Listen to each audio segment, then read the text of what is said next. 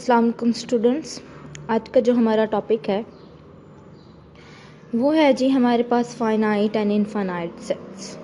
ठीक है, फाइनाइट और इनफाइनाइट सेट्स का टॉपिक हमने आज करना है। ठीक है, तो इसमें सबसे पहले जो हमने डेफिनेशंस की थी कि डेफिनेशन हमारे पास थी कि अगर कोई सेट एम्प्टी सेट है तो उसके पास 0 एलिमेंट्स होते हैं, और अगर कोई सेट के पास n एलिमेंट्स का सेट है, ठीक है, तो लाजमी उसका एक बाइजेक्शन मैप एग्जिस्ट करता है किसके साथ, नेचुरल नंबर के सेट, किसी सबसेट जिसमें कोई n एलिमेंट्स हैं। ठीक है, 1 2 to n नंबर्स हैं। ठीक है, उन नंबर्स के साथ उसका एक बाइजेक्शन मैप एग्जिस्ट करता है। ठीक है,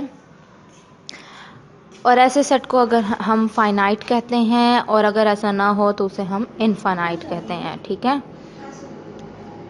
अच्छा, यूनिकनेस थ्योरम भी हो गया था। थ्योरम ये आपका असाइनमेंट में दिया था। आज हमने थ्योरम 1.3.4 करना है। तो 1.3.4 में हमें वो कहता है कि अगर हमारे पास एक सेट है जिसके पास कोई m एलिमेंट्स हैं, और सेट B है जिसके पास कोई n एलिमेंट्स हैं, और उसके साथ कंडीशन गिवन है कि दोनों सेट डिसजॉइंट हैं, डैट मीन दोनों में कोई रिलेशन नहीं है, दोनों का कोई इंटरसेक्शन नहीं है। ठीक है, तो फिर हम कहते हैं कि उसका जो यूनियन आएगा, उसके यूनियन में कोई m+n एलिमेंट्स होंगे। ठीक है, तो इसको हमने बेसिकली बिल्कुल वैसे ही डेफिनेशन से प्रूव किया है।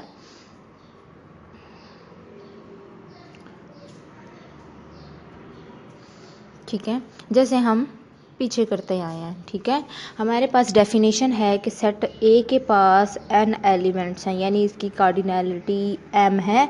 तो डैट मीन्स हम कहते हैं कि ए से हमारे पास एक मैप एग्जिस्ट करता है f, जो a से n m तक बाइजेक्शन मैप है। ठीक है, या फिर आप इसका इन्वर्स भी कह सकते हो कि, या फिर आप यूं भी कह सकते हो, इसको दूसरी तरह से भी लिखा जा सकता है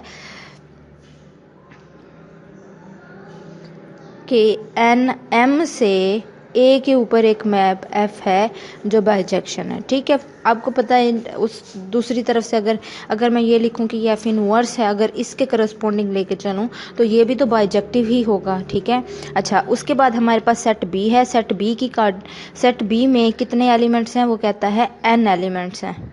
ठीक है, अगर सेट बी में n एलिमेंट्स हैं तो हम कहते हैं हमारे पास सेट बी से natural numbers of some cardinality m के सेट तक हमारे पास एक मैप g है जो बाइजेक्टिव है। ठीक है, सॉरी, ये n है। ठीक है, जो बाइजेक्टिव है। ठीक है, अब हमने क्या प्रूफ करना है, हमने ये प्रूफ करना है कि हमारे पास जो फंक्शन, हमारे पास जो A यूनियन B है, इसकी बाइजेक्शन मैप एग्जिस्ट करती है कहाँ तक, नेचुरल नंबर्स के सेट m+n तक। हमने यहाँ पे एक मैप डिफाइन, हमने उसको H का नाम दिया है। ठीक है, अब आपको पता है कि ऑर्डर सेट, नेचुरल नंबर में ऑर्डर सेट लाजमी एग्जिस्ट करता है। तो हमारे पास दो कंडीशंस हो सकती हैं, क्योंकि इक्वालिटी तो है नहीं। ठीक है, क्योंकि हमें उसने बता दिया कि दोनों के दोनों डिसजॉइंट हैं, तो डैट मीन्स कि ये दोनों इक्वल नहीं है। आपका ए इंटरसेक्शन बी कहता है कि ये एम्प्टी सेट है। ठीक है, तो अब हो सकता है, पॉसिबिलिटी है कि ये इक्वल हों भी और ना भी हों, लेकिन हम यहाँ पे ना होने की सिचुएशन ज़्यादा कंसीडर करते हैं कि m ग्रेटर देन n है और m लेस देन n है। अब इन दो में से कोई एक कंडीशन हम चूज़ कर सकते हैं। आपका जो ऑथर लेके चल रहा है वो इस दूसरी कंडीशन को लेके चल रहा है कि m लेस देन n है।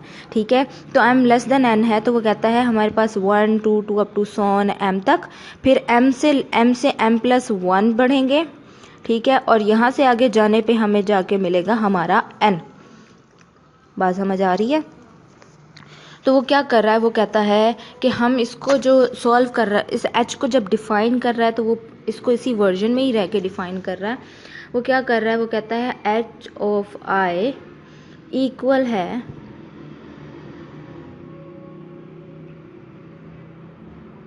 f ऑफ i और g of i minus m। ठीक है, तो f ऑफ i वो कब यूज़ करेगा, इफ़ की कंडीशन है कि इफ़ i की वैल्यू 1 से लेके m तक हो, और ये कब यूज़ करेगा, इफ़ i की वैल्यू m+1 से लेके n तक हो, ठीक है। यानी हमने एक पीस वाइज फंक्शन बना लिया, ठीक है। अब आपने प्रूव करना है कि ये जो फंक्शन है ये बाइजेक्टिव है। मैंने आपको इसके हवाले से बता दिया। हमने लास्ट लेक्चर में डिस्कस किया था कि किसी भी फंक्शन को 1 to 1 और ऑन टू प्रूव करने का क्राइटेरिया क्या होता है। उसी क्राइटेरिया से आप इसे बाइजेक्टिव प्रूव कर सकते हैं, ठीक है। और उसी के साथ ये प्रूफ एंड हो जाएगा।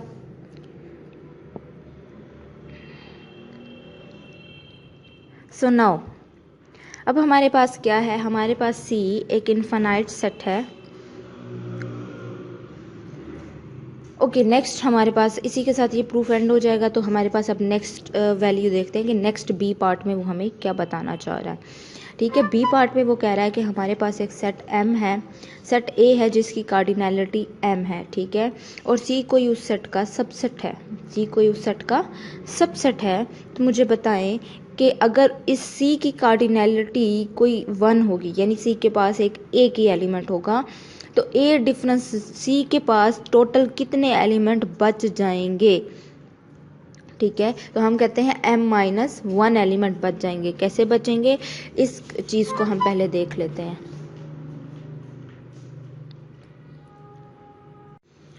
हाँ जी, तो हमारे पास जो हमारे पॉइंट्स बच रहे हैं वो कुछ इस तरह से है कि हमारे पास जो सेट हमारा A है, फॉर एग्जांपल, उसमें हमारे पास एलिमेंट्स हैं A1 A2 up to so on AM, ठीक है, AM तक इस तरह के एलिमेंट है।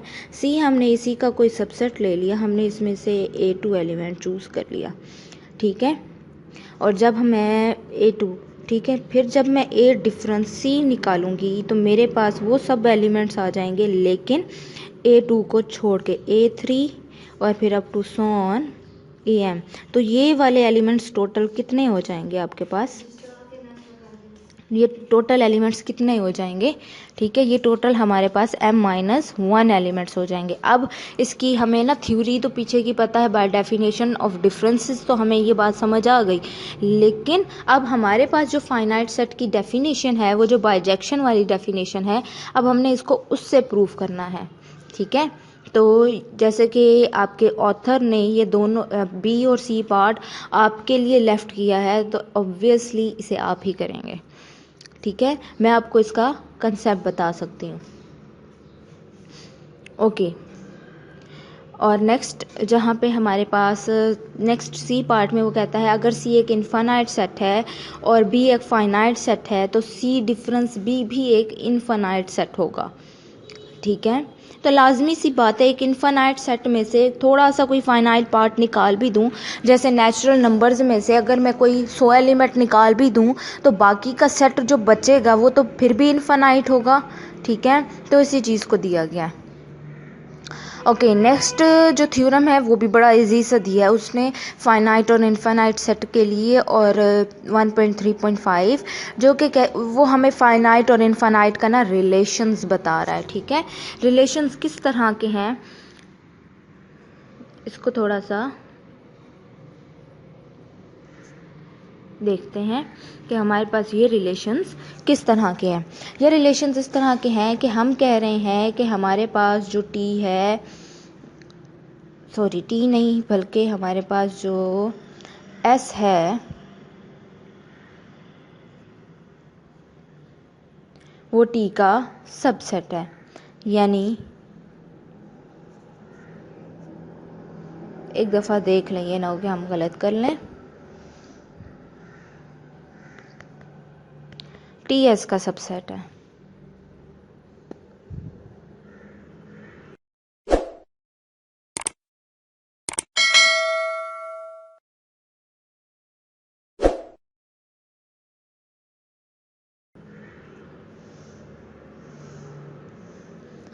T सबसेट है S का, यानी हमारे पास S बाहर है, T अंदर है, ठीक है। तो अब हम कहते हैं कि अगर हमारे पास ये बड़ा सेट फाइनाइट होगा, ठीक है, ये बड़ा सेट फाइनाइट होगा तो जाहिरी बात है उसको वो इम्प्लाई करेगा कि उसका सबसेट है वो भी फाइनाइट है, लाजमी बात है ऐसा होगा। तो बाइजेक्शन से भी आप रिस्ट्रिक्शन मैप से बड़ी आसानी से इसे प्रूव किया जा सकता है। ठीक है, कैसे प्रूव करेंगे इसको प्रूव करने का बड़ा ही आसान तरीका है। ठीक है, इसको प्रूव करने का बड़ा आसान तरीका जो है वो ये है कि आपको गिवन है कि S फाइनाइट है, तो आप लेट कर लेंगे कि S की कोई कार्डिनैलिटी जो है आपके पास N है। डैट मीन्स S से आपकी कोई N तक आपका एक मैप एग्जिस्ट करता है जो कि बाइजेक्टिव है। ठीक है, अब अगर हम सेट S में से उसका कोई सबसेट लेते हैं तो उन सब की कार्डिनैलिटी लाजमी बात है N से तो कम ही होगी। ठीक है, तो अगर मैं सपोज कर लेती हूँ कि SI जो है वो कोई, बल्कि हम T की फॉर्म में अगर हमें दिए गए हैं तो हम T की फॉर्म में ही जज करते हैं। ठीक है, कि T कोई सा सबसेट है S का, T कोई सबसेट है S का, तो लाजमी बात है जब मैं T की कार्डिनैलिटी की बात करती हूँ तो हो सकता है ये कार्डिनैलिटी 1 से लेके less than N, equal to N नहीं, less than equal to N भी हो सकती है। ठीक है, 1 से लेके N तक के दरमियान में कोई भी वैल्यू हो सकती है।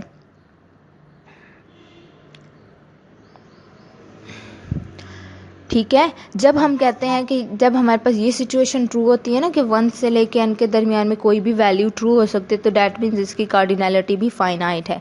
तो आपका जो बुक वाला है वो इसको जो प्रूव कर रहा है वो बाइजेक्शन को यूज़ कर रहा है, लेकिन T के साथ ले रहा है कि T उसके केसेस बना रहा है कि अगर, क्योंकि जब आप सबसेट्स की बात करते हैं तो आपके पास दो तरह के सबसेट्स होते हैं, एक जो एम्प्टी और नॉन एम्प्टी। ठीक है, उसने दो उसमें उसको डिवाइड किया है और उसके बाद पहले अगर एम्प्टी है तो फिर तो जाहिर भी बात है उसके पास 0 एलिमेंट है, डैट मीन्स वो फाइनाइट सेट है। अगर वो नॉन एम्प्टी है तो फिर उसको इंडक्शन मेथड से प्रूव कर रहा है। इंडक्शन, क्योंकि मैंने अभी आपको बताया ना कि 1 2 से लेके N एलिमेंट तक के लिए ट्रू है, तो उसको इंडक्शन मेथड लगा रहा है कि हमारे पास पहला होना चाहिए, अगर K+1 है तो अगर K है तो K+1 भी होना चाहिए। ठीक है, अब इसी तरह का प्रूफ सेकंड उसका B पार्ट में बता रहा है कि अगर हमारे पास जो हमारा सबसेट है वो हमारा जो सबसेट है बेसिकली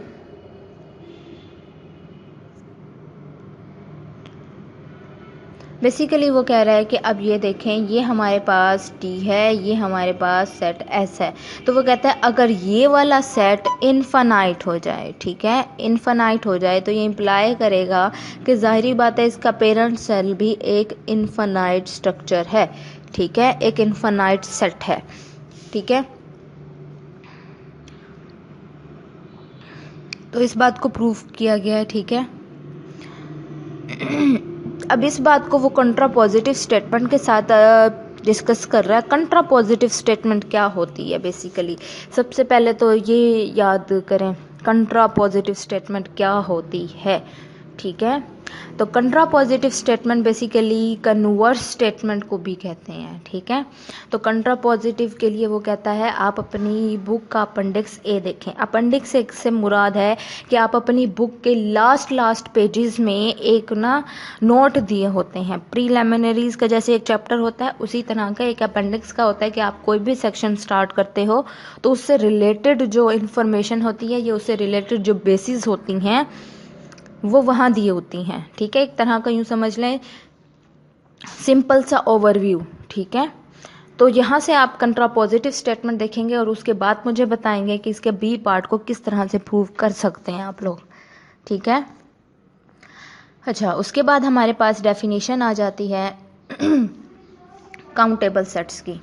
ठीक है, काउंटेबल सेट्स क्या होते हैं। ठीक है, तो काउंटेबल हमारे पास दो तरह के होते हैं। पहले काउंटेबल हम उन्हें कहते हैं जो हमारे पास फाइनाइट हों। ठीक है, काउंटेबल ऐसे जो गिन सकें, मतलब फाइनाइट हों। ठीक है, अच्छा, अब हम दूसरे एक तरह के सेट हैं उनको भी हम कहते हैं कि वो काउंटेबल हैं।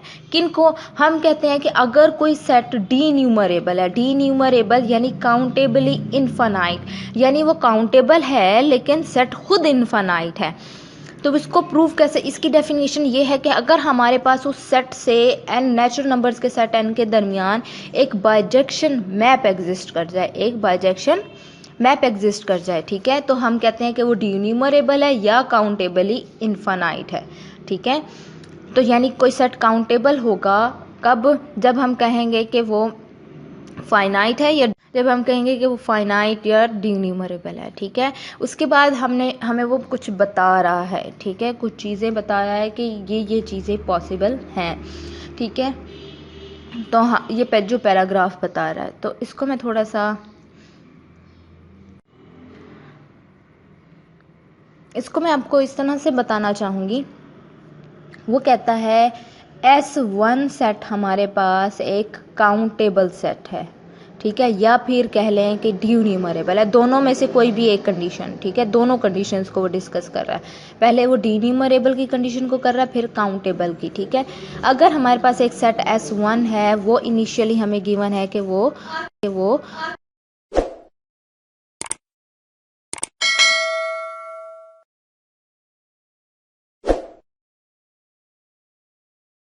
जी, तो हमारे पास जो सेट S1 है वो काउंटेबल है या न्यूमरेबल है, और इसके साथ एक और कंडीशन है कि S1 और किसी दूसरे सेट S2 के दरमियान एक मैप एग्जिस्ट करता है जो कि बाइजेक्टिव है, जिसके पास कंडीशन क्या है कि वो एक बाइजेक्टिव मैप है, ठीक है। हम कहते हैं कि S1 न्यूमरेबल सेट है एक, और S1 का किसी दूसरे सेट S2 के साथ, हमें नहीं पता S2 क्या है, तो अगर किसी चीज़ के लिए ये दो कंडीशन हो तो यहाँ से इम्प्लीकेशन आ जाती है कि S2 भी काउंटेबल होगा या फिर न्यूमरेबल होगा, यानी आप रिस्पेक्टिवली अगर आप इसे काउंटेबल लेके चल रहे हो और बाइजेक्शन है तो S2 भी काउंटेबल होगा, अगर ये न्यूमरेबल है और आपके पास बाइजेक्टिव आया है तो ये न्यूमरेबल होगा, ठीक है। तो ये दोनों कंडीशंस ट्रू हैं, ठीक है। अगर फाइनाइट हो तब के लिए भी, क्योंकि काउंटेबल में दो कंडीशंस होती हैं, फाइनाइट हो और दूसरा न्यूमरेबल हो, तो दोनों के लिए वो कह रहा है ये कंडीशंस ट्रू हैं।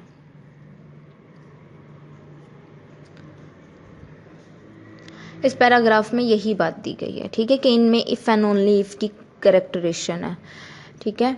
अब नेक्स्ट कुछ एग्जांपल्स दी हैं। एग्जांपल में सेट ऑफ इवन नंबर्स ले रहा है, इवन नेचुरल नंबर्स, वो कह रहा है इज न्यूमरेबल, ठीक है, कि इसको हम डिफाइन कर सकते हैं कि इसका n के साथ बाइजेक्टिव मैप है। सिमिलरली ऑड नेचुरल नंबर्स का सेट भी न्यूमरेबल है, ठीक है। या फिर जहाँ जहाँ इन एग्जांपल्स में प्रूव किया गया ना कि ये न्यूमरेबल है, वहाँ अगर मैं आपसे उन्हीं चीज़ों का काउंटेबल पूछ लूँ तो मेरे ख्याल से इट इज़ ईजी, आप उन्हें जस्ट प्रूव कर दें कि वो न्यूमरेबल है, तो वो काउंटेबल भी तो हो गई ना, क्योंकि जो सेट काउंटेबल है वो या तो फाइनाइट होगा या फिर न्यूमरेबल होगा, यानी दोनों में से कोई एक कंडीशन भी हो गई तो वो काउंटेबल तो है ही है।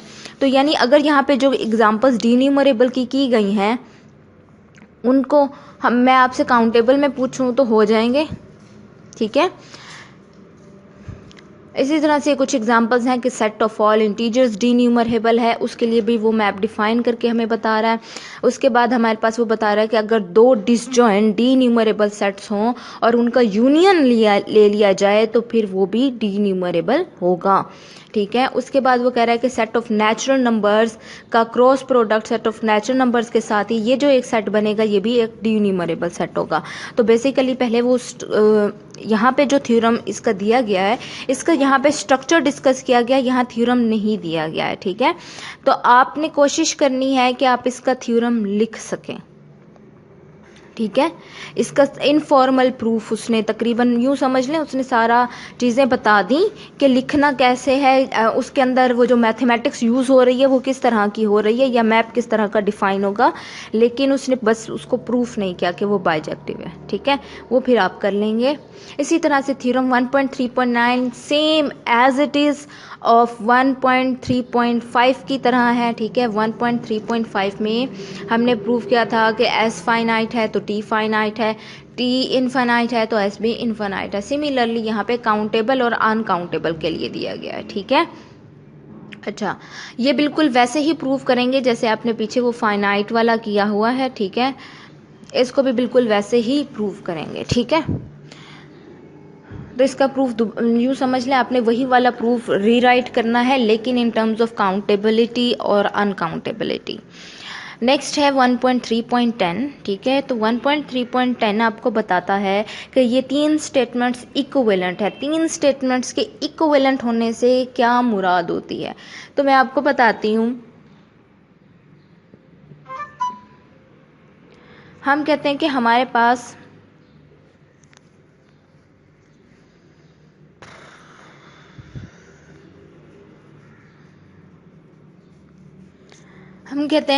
पास कोई सी 3 स्टेटमेंट्स इक्विवेलेंट है। डैट मीन्स कि वो statement A, if and only if B, if and only if C, इस तरह की कंडीशन होती है कि ए और बी में भी if and only if, B और सी के दरमियान भी इफ़ एंड ओनली इफ़, और इवन सी और ए के दरमियान भी इफ़ एंड ओनली इफ़ की कंडीशन ट्रू होती है। यानी जितनी भी स्टेटमेंट्स होंगी उन सब के दरमियान इफ़ एंड ओनली इफ़ कर आपस में रिलेशन पाया जाएगा। लेकिन जब हमें 3 स्टेटमेंट्स आपको लाइन वाइज दे दी जाती हैं, ए, बी और फिर सी, तो आप क्या करते हो, उनको इक्विवेलेंट प्रूव करने के लिए आप सपोज करते हो ए को और प्रूव करते हो कि बी है, फिर बी सपोज करके सी को प्रूव करना है, फिर सी सपोज करके हमने ए को प्रूव करना है, ठीक है।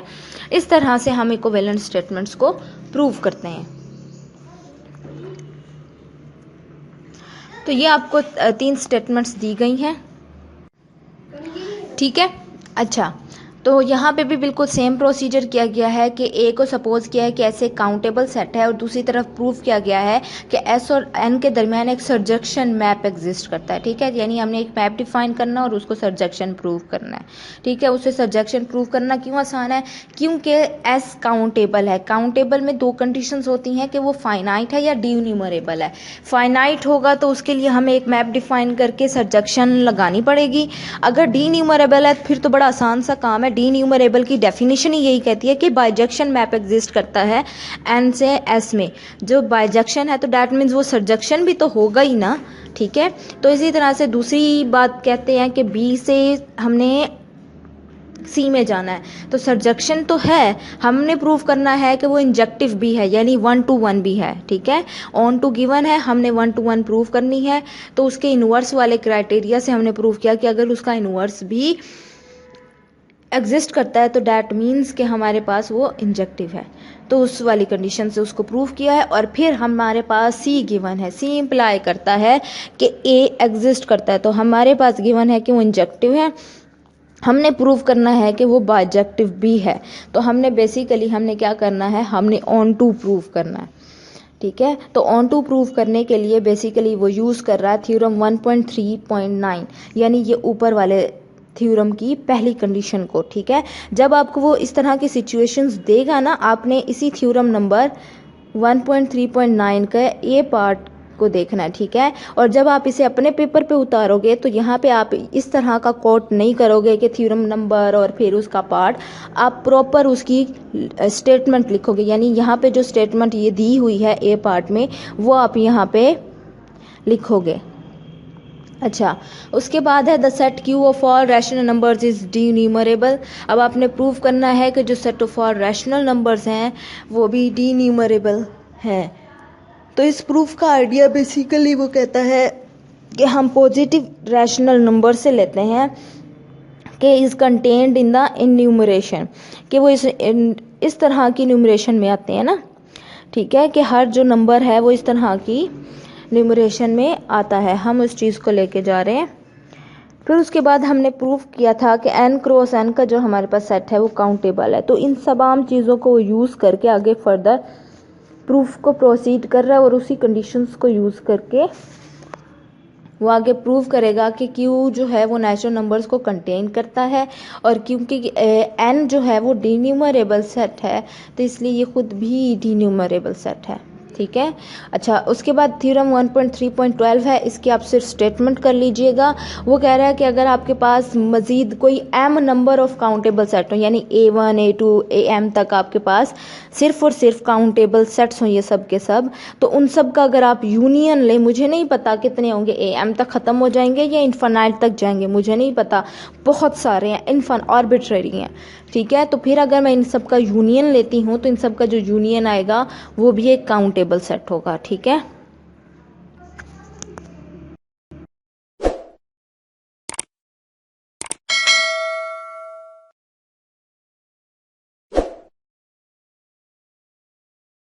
इसके बाद हमारे पास है कंटूर्स थ्योरम। कंटूर्स थ्योरम इस तरह के टाइप के थ्योरम जो किसी नाम के साथ दिए होते हैं उनको स्टेट एंड प्रूफ में लिखा जा सकता है, कि उनका हो सकता है कि उन्हें कहा जाए कि स्टेट करें और फिर प्रूफ करें, यानी स्टेटमेंट भी आपको याद रखनी है।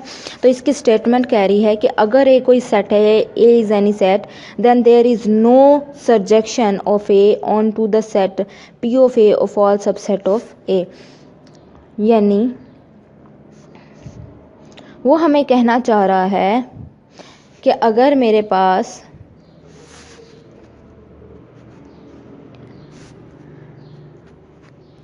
वो हमें कह रहा है कि अगर मेरे पास ए कोई सेट है, ठीक है, तो इसका कोई ना कोई पावर सेट बनेगा, इसके तमाम सबसेट्स का एक सेट बनेगा।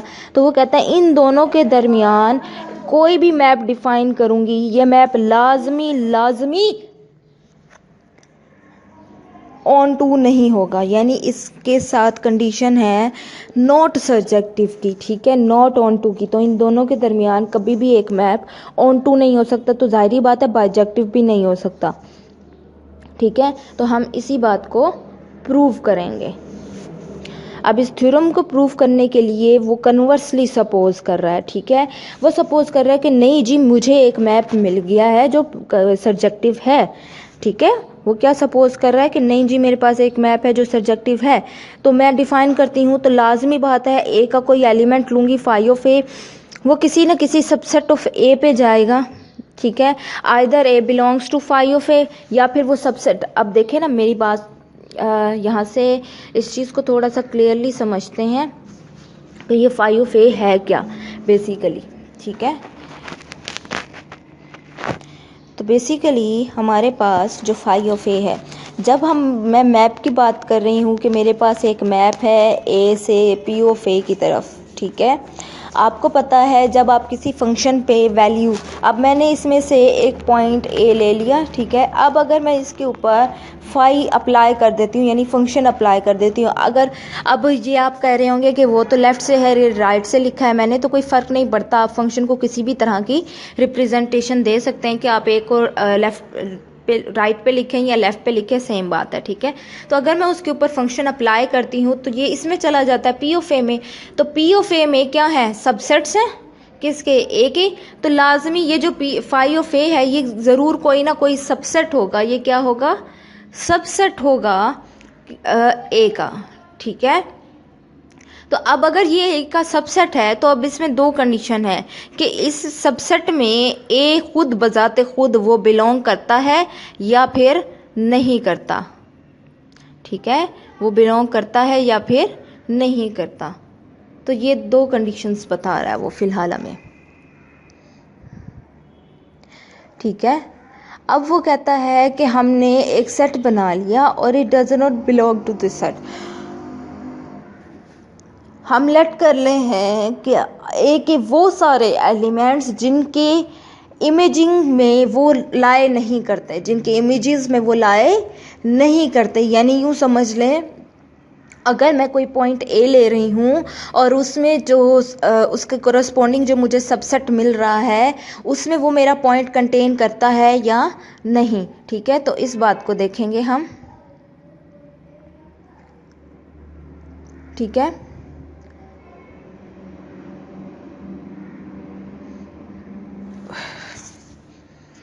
तो बेसिकली हमारे पास जो कंडीशन आ रही हैं वो कुछ यूँ आ रही हैं कि हमारे पास जो हमारा सेट है, बेसिकली अगर मैं आपको इस सिचुएशन को एक एग्जांपल से समझाना चाहूँ तो फॉर एग्जांपल मेरे पास एक 1 2 सेट है। इसका जब मैं पावर सेट का सेट बनाऊँगी तो आएगा 5 1 and 2 एंड 1 एंड 2, ठीक है। तो ये जो पूरा सेट बना है ये पूरा पावर सेट का है, ये सेट का। अब अगर मैं इसको यहाँ पे डिफ़ाइन करूँ तो जाहिर है इसके ऊपर एक मैप जाएगा, तो मैं डिफ़ाइन कर लेती हूँ कि ये जाता है सेट इसके ऊपर और ये 2 एलिमेंट जाता है इस सेट के ऊपर, ठीक है।